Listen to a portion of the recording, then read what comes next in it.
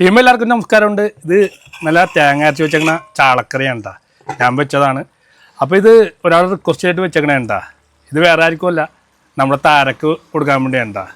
അപ്പോൾ താര എറണാകുളത്താണ് ജോലി ചെയ്യണമെന്ന് ഞാൻ പറഞ്ഞു. അപ്പോൾ എറണാകുളത്ത് ഹോസ്റ്റലിൽ നിന്നിട്ടാണ് ജോലി ചെയ്യണത്. അപ്പോൾ താര എന്നോട് പറഞ്ഞ് കുറച്ച് ചാളക്കറി വെച്ച് തരുമെന്ന് വെച്ച്. അപ്പോൾ ഒന്ന് തേങ്ങ അരച്ച് വെച്ച് കൊടുത്തേക്കണുണ്ട്. ഇതെങ്ങനെയാണ് വെക്കണേന്ന് നമുക്ക് കണ്ടാലോ.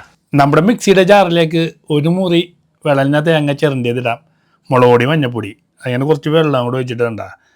നല്ല കുഴമ്പ് രൂപത്തിൽ ഇതുപോലെ അങ്ങനെ അടിച്ചെടുക്കുക. ഈ അരപ്പ് ഇതുപോലെ മൺചട്ടിയിലേക്ക് അങ്ങനെ ഒഴിക്കുക. എന്താ കളറ്. പച്ചമുളക് വേപ്പില ഇഞ്ചി നീളത്തിലരിഞ്ഞത് ആവശ്യത്തിന്. നല്ല പുളിയുള്ള മാങ്ങ ഇട്ട് കൊടുക്കുക കേട്ടോ. കല്ലുപ്പ് ആവശ്യത്തിന്. കുറച്ച് വെള്ളം കൂടെ ഒഴിച്ചിട്ട് നമുക്ക് നല്ല സ്പൂണൊക്കെ ഇട്ട് അങ്ങനെ ഇളക്കി ഒന്ന് യോജിപ്പിക്കണുണ്ടോ. തീ കത്തിച്ചിട്ടില്ലേ? തീ കത്തിച്ചിട്ടുണ്ട്. ഏറ്റവും കുറഞ്ഞ തീയിലാണ് അരപ്പ് വേകാനായിട്ട്. അപ്പം കുറഞ്ഞ തീയിൽ അരപ്പ് ഇങ്ങനെ വെന്ത് വന്നിട്ട് തിളക്കലുണ്ട. അപ്പം ചാളയിട്ട് കൊടുക്കാം കേട്ടോ. അപ്പം നമുക്ക് നെയ്യില്ലാത്ത ചാളയാണ്, നെയ്യുള്ള സീസണല്ലേ ഇത്. അരക്കിലും ചാളയും മേടിച്ചിട്ടുള്ളത് 2 കട്ട് ചെയ്തിട്ടുണ്ട്. അത് മാത്രമല്ല ഒന്ന് രാഗിയും കൊടുത്തിട്ടുണ്ട്. നല്ല മണം വന്നിട്ടുണ്ട്. അരപ്പിൻ്റെയും മാങ്ങയുടെയൊക്കെ മണം വന്നിട്ടേ ഇപ്പം തന്നെ ഇത്തിരി ചോറ് ഞാൻ തോന്നുന്നു. ഇതുണ്ട് ആ കളറ് കണ്ടാ. ഒന്ന് തിളച്ചൊക്കെ വന്നു കഴിയുമ്പോൾ ഇതിൻ്റെ കളർ ടോണൊക്കെ തന്നെ മാറും കേട്ടോ. വേറെ സീനാവും കറി. ഇപ്പം 5 മിനിറ്റ് കൊണ്ട് നമ്മുടെ കറി വെന്തിട്ടുണ്ട് കേട്ടോ. താളിച്ചൊഴിപ്പാണ്. വെളിച്ചെണ്ണയിൽ ഉലുവ, ചെറിയ ഉള്ളി, വേപ്പില, ഇത്തിരി മുളക് പൊടിയും കൂടി ഇട്ട് നമ്മൾ മൂപ്പിച്ചെടുത്തിട്ട് ഒഴിച്ചേക്കണേണ്. കളർ മാറിയണ്ട.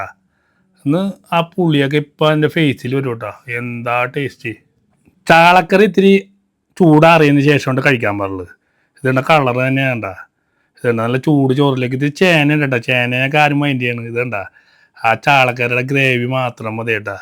ഒരു 2 പാത്രം ചോറങ്ങളും തിന്നാം. ഇതുണ്ട ഞാൻ കഴിക്കണ ആ ഒരു എക്സ്പ്രഷൻ കാണുമ്പോൾ തന്നെ അറിയില്ല ആ കറിയുടെ ടേസ്റ്റ് എന്തായിരിക്കും ഒന്ന്. ഇതുപോലെയൊക്കെ എല്ലാവരും വെച്ച് നോക്കട്ടാ. ഇത് എനിക്ക് വേണ്ടി വെച്ചതല്ല കേട്ടോ, താരക്ക് വേണ്ടി വെച്ചതാണ്. അപ്പോൾ നമുക്ക് താരക്ക് കൊടുക്കാൻ വേണ്ടി പാർസൽ എടുക്കാം. നമുക്കിനി എറണാകുളത്ത് കൊണ്ട് കൊടുത്താലാ. അപ്പോൾ ചാളക്കറിയായിട്ട് കച്ചേരിപ്പടി എത്തിയിട്ടുണ്ട് കേട്ടോ. അപ്പോൾ താര വന്നുണ്ട്. ഇല്ല കുടയും ചൂടി വന്നതാണ് താര.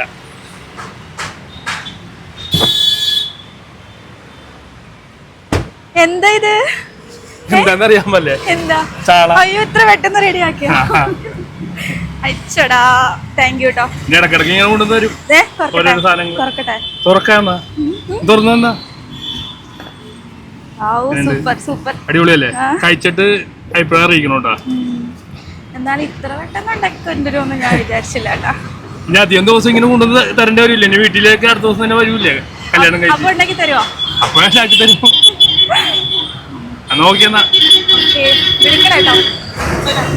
പുട വേണ്ടേ? അപ്പൊ നോക്കിയേ.